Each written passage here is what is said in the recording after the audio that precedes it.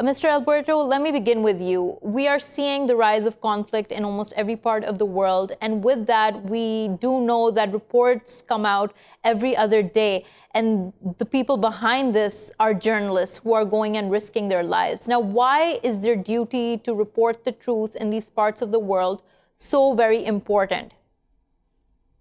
Well, when a journalist go to a conflict zone, some people think that it's like a war junkie or a person who is not in their mind. The question is that today, and this is something that happened always along the history, the war is one of the most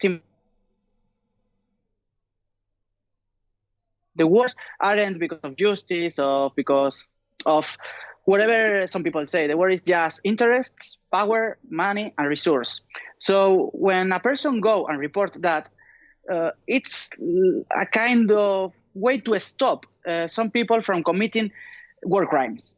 What we saw, with, for example, in some conflicts in Africa, the warlords have total freedom for doing what they wanted. And this way we saw the genocide of Hutus and Tutsis.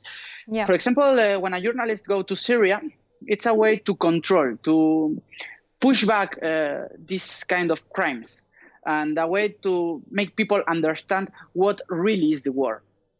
Yeah, and you're saying a push back the crimes. Elaborate on that a little more for us and tell us from your experiences in Syria, what did you see and what were the difficulties you faced as a journalist?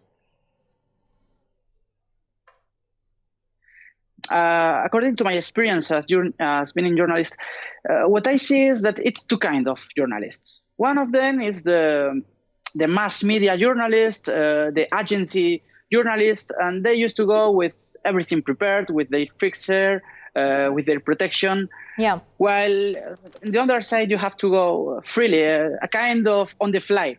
And this is sometimes the problem, because the people think that as you go freely, they can control you, or they can stop you, or they can try to make you don't search too much.